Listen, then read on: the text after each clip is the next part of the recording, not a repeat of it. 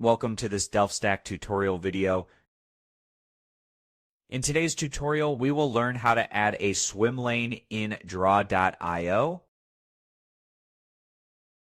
Swim lanes help organize processes by separating tasks into clear sections or roles.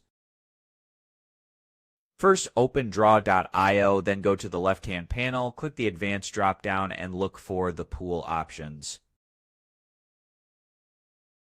Here you will find horizontal pools and vertical pools that you can use for swim lanes. Drag the pool you want onto your canvas, then rename it by double-clicking the text.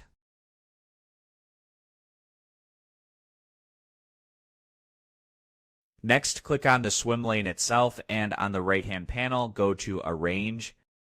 Under Table, you can insert new rows by selecting Insert Row Above or Insert Row After.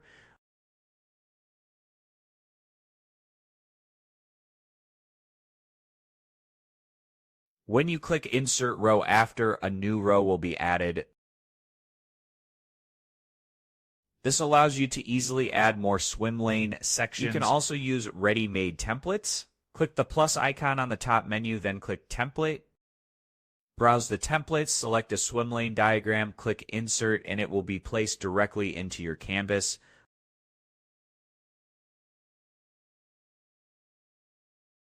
To add shapes, drag and drop any shapes into the swim lane.